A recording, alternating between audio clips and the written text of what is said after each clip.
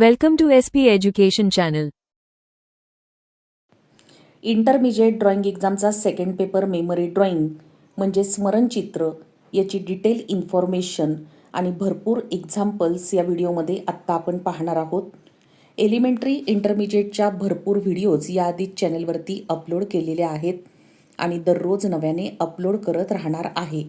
त्यामुळे चॅनलला सबस्क्राईब केलं नसेल तर सबस्क्राईब करून ठेवा, म्हणजे जसजशा नवीन नवीन व्हिडिओज टाकेल त्या सगळ्यात आधी तुमच्यापर्यंत पोहोचतील.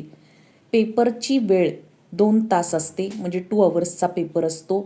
वेगवेगळे खेळ, उत्सव, मिरवणूक, गर्दीची ठिकाणे, दिंडी, गार्डन, बाजार, रेल्वे स्टेशन, ग्रामसभा अशा प्रकारचे वेगवेगळे ड्रॉइंगचे सब्जेक्ट असतात. स्क्रीनवरती वेगवेगळ्या प्रकारचे भरपूर सब्जेक्ट मी तुम्हाला दाखवत राहणार आहे आणि असे एक्झामला कोणते सब्जेक्ट जास्त प्रमाणात येऊ शकतात याची देखील व्हिडिओ मी लवकरच अपलोड करणार आहे. मेमरी ड्रॉइंगमध्ये तुम्ही साधारण 4 किंवा त्यापेक्षा जास्त म्हणजे 4 किंवा त्याहून अधिक ह्युमन फिगर्स काढणं अपेक्षित असतं. ह्युमन फिगर्स काढताना ड्रॉइंग पेपरला साजेसे अशा ह्युमन फिगर्स तुम्ही काढायच्या आहेत. ड्रॉइंग पेपर हा तुम्हाला एक्झाम सेंटरवरतीच मिळतो, तुम्ही घेऊन जायचा नसतो. तुम्ही ड्रॉइंगचं मटेरियल फक्त घेऊन जायचं आहे, हे तुम्हाला एलिमेंटरीची एक्झाम दिल्यामुळे माहीत आहे. ह्युमन फिगर्स ज्या आहेत त्या खूप छोट्या किंवा खूप मोठ्या ह्युमन फिगर्स दाखवायच्या नाहीत. संपूर्ण ड्रॉइंग एकमेकांना प्रपोर्शनेट अशा पद्धतीने दाखवायचं आहे. तुम्हाला 3 सब्जेक्ट दिले जातात. 3 सब्जेक्टमधील कोणताही एक सब्जेक्ट तुम्ही स्वतः निवडून त्याविषयीच्या वेगवेगळ्या आयडिया किंवा कल्पना तुम्ही वापरून तुम्ही ड्रॉइंग काढायचं आहे. मुख्य विषयाला फोकस म्हणजे जो मेन सब्जेक्ट आहे त्याला तुम्ही फोकस करायचा आहे, म्हणजेच प्राधान्य द्यायचं आहे. जो मेन सब्जेक्ट आहे तो ड्रॉइंगमध्ये दिसला पाहिजे. ह्युमन फिगर्स खूप छोट्या काढायच्या नाहीत. खूप छोटं ड्रॉइंग जर असेल, खूप छोट्या ह्युमन फिगर्स काढून जर ड्रॉइंग कंप्लीट केलं तर कदाचित तुम्हाला फेल केलं जाऊ शकतं किंवा अतिशय कमी ग्रेड दिली जाऊ शकते. एलिमेंटरी नंतरची इंटरमिजिएट एक्झाम असल्याने एलिमेंटरी नंतर ही तुम्ही परीक्षा देताय, त्यामुळे शिक्षकांना तुमच्याकडून चांगले ड्रॉइंग अपेक्षित आहे. त्यासाठी तुम्ही जेवढ्या कल्पना वापरता येतील, आयडिया वापरता येतील तेवढ्या तुम्ही वापरायच्या आहेत. ड्रॉइंग सुटसुटीत काढायचं आहे, खूप गर्दी गिचमीड करायची नाही. ए ग्रेड मिळवण्यासाठी मी हे सगळं सांगत आहे. कलरिंग करताना अतिशय काळजीपूर्वक कलरिंग करायचं आहे. ड्रॉइंग काढताना सगळ्यात प्रथम तुम्ही वॉश देऊन घ्यायचं आहे. त्यामुळे तुमचं चित्र म्हणजे ड्रॉइंग जे आहे ते कंप्लीट झालं आहे असंच शिक्षकांच्या किंवा टीचरच्या शेवटी लक्षात येणार आहे. कारण पहा, अर्धवट चित्राला मार्क दिले जात नाहीत. अर्धवट कलरिंग जर करायचं राहिलं तर तुम्हाला फेल केलं जाऊ शकतं. त्यामुळे वेळेतच तुमचं जे ड्रॉइंग आहे ते कंप्लीट होणं खूप गरजेचं आहे. ड्रॉइंग काढताना ह्युमन फिगर्स हायलाईट करायचे आहेत. बॅकग्राऊंडला फार हायलाईट किंवा महत्त्व देण्याची गरज नाही. फॉर एक्झाम्पल, जर तुम्हाला फुटबॉल खेळणारी मुले असा सब्जेक्ट आला तर तुम्ही ह्युमन फिगर्समध्ये जी मुलं काढणार आहेत ती त्या ह्युमन फिगर्स मुलांच्या मोठ्या दाखवायच्या आहेत आणि त्याचं जे बॅकग्राऊंड आहे ते तुम्ही फारसं हायलाईट करायचं नाही. फिगर्स काढताना हालचाली वेगवेगळ्या दाखवायच्या आहेत. कोणी हात वर केला आहे, कोणी पळत आहे, कोणी हात पुढे केला, कोणी हात मागे केला, अशा पद्धतीने कोणी पाय पुढे केला आहे, बॉल मारत आहे, अशा वेगवेगळ्या हालचाली तुम्ही दाखवायच्या आहेत, जेणेकरून तुमच्या ज्या ड्रॉइंगमध्ये जिवंतपणा येतो, म्हणजे ते ड्रॉइंग जे आहे ते खरं खुरं वाटतं. ड्रॉइंग करताना पाठमोऱ्या व्यक्ती किंवा बॅक साईडने त्या व्यक्ती ज्या आहेत ह्युमन फिगर्स काढायच्या नाहीत.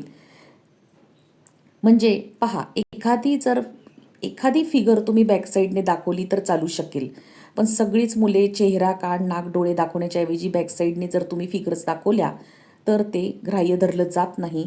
ए ग्रेड मिळवणं सोपं आहे, पण काही टिप्स आणि ट्रिक्स तुम्ही फॉलो करणं गरजेचं आहे. व्हिडिओ शेवटपर्यंत स्किप न करता पाहायची आहे. चॅनलवरती जवळजवळ 60 ते 70 व्हिडिओज मी याआधीच अपलोड केलेले आहेत. त्या सगळ्या व्हिडिओज तुम्ही फास्ट स्पीड करून पाहून घ्यायच्या आहेत, कारण खूप महत्त्वाच्या व्हिडिओ आहेत आणि ज्यांना ए ग्रेड मिळवायची आहे त्यांच्यासाठी त्या खूप महत्त्वाच्या आहेत. क्वेश्चन पेपरच्या सुद्धा व्हिडिओ त्याच्यामध्ये आहेत. नव्याने क्वेश्चन पेपर्सच्या व्हिडिओ देखील मी लवकरच अपलोड करणार आहे. 10 स्टँडर्डला तुम्हाला इंटरमिजिएट ड्रॉइंग एक्झाममुळे कोणत्या ग्रेडला कोणते आणि किती कसे मार्क दिले जातात, ABCD ग्रेडला नेमके किती मार्क मिळतात, कोणत्या बोर्डला हे मार्क दिले जातात, CBSE बोर्डला दिले जातात की इंग्लिश मिडियम की SSC बोर्डला मार्क दिले जातात, मराठी मीडियम, इंग्लिश मीडियम कोणत्या बोर्डला नेमके मार्क दिले जातात याची डिटेल व्हिडिओ 10वी नंतर एक्स्ट्रा मार्क्स यावर केली आहे. ती देखील तुम्ही चॅनलवरती जाऊन फास्ट स्पीड करून पाहून घ्यायची आहे. प्लेलिस्टमध्ये ड्रॉइंगच्या सगळ्या व्हिडिओ तुम्हाला एलिमेंटरी आणि इंटरमिजिएटच्या व्हिडिओ सगळ्या पाहायला मिळतील. त्या तुम्ही चॅनलवरती जाऊन व्हिडिओजमध्ये जाऊन प्लेलिस्टमधून बघू शकता.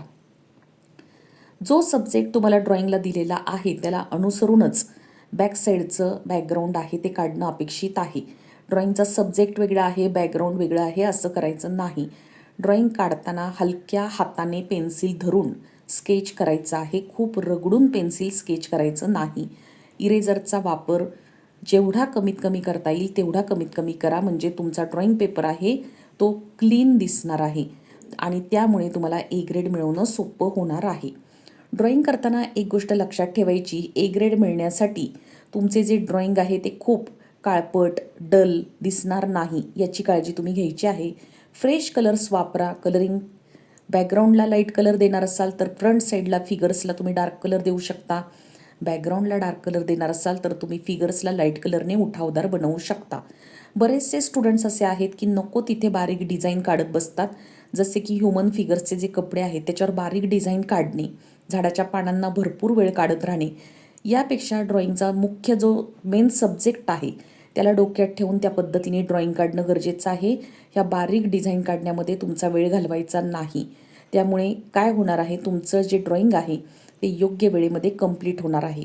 शेवटचे 10 मिनिट्स आहेत ते तुम्ही कलर ड्राय होण्यासाठी, फिनिशिंग आणि टचअपसाठी नक्की ठेवा. कारण जर ड्रॉइंग ड्राय झालं नाही तर ते तुमच्या सगळ्यांच्या ड्रॉइंग पेपरच्या गठ्ठ्यातून ते चित्र जे ड्रॉइंग आहे एकमेकांना चिकटून खराब होऊन पुढं जातं आणि तुम्हाला A ग्रेड मिळण्याची शक्यता कमी होते. त्यामुळे ती काळजी घ्यायची आहे.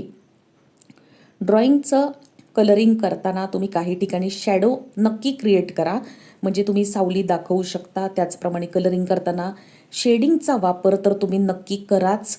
पूर्णपणे एका शेडमध्ये कलरिंग अजिबात करू नका. वेगवेगळ्या शेडिंगमध्ये कलरिंग करण्याचा प्रयत्न करा. त्यामुळे ड्रॉइंग अतिशय सुंदर दिसतं आणि तुम्हाला A ग्रेड मिळवणं सोपं होतं. तुम्ही जर प्रॅक्टिस करत असाल, जे कलर्स तुम्हाला चांगल्या पद्धतीने कलरिंगसाठी वापरता येतात तेच कलर्स तुम्ही वापरा आणि जे कलरचे तुम्ही प्रॅक्टिस केली नाही आहे त्या कलरनी एक्झामला देखील तुम्ही कलरिंग, ज्याची प्रॅक्टिस तुम्ही कलरिंगसाठी आत्ता केली आहे तीच प्रॅक्टिस तुम्ही एक्झामला त्या दिवशी करायची. त्याच कलर्सने तुम्ही त्यावेळेला कलरिंग करायचं आहे. म्हणजे तुम्ही आत्ता जर क्रेयॉन्स वापरले, जर पूर्णपणे प्रॅक्टिससाठी 2 महिने क्रेयॉन्स वापरत असाल आणि एक्झाम दिवशी डायरेक्ट तुम्ही वॉटर कलर, पोस्टर कलर्स वापरायला चालू केलं तर तुम्हाला तिथे खूप अवघड जाणार आहे आणि त्यामुळे जे प्रॅक्टिस केलं तेच कलर्स तुम्ही एक्झामच्या वेळी वापरायचे आहेत. तुमच्या मनाप्रमाणे तुम्ही कोणतेही कलर्स वापरू शकता. इंटरमिजिएट एक्झामसाठी प्रत्येक पेपरमध्ये A ग्रेड मिळवण्यासाठी तुम्ही खूप प्रयत्न करा. त्यामुळे त्याचा फायदा असा होणार आहे की रिझल्टच्या दिवशी तुम्हाला त्याचा फायदा दिसणार आहे.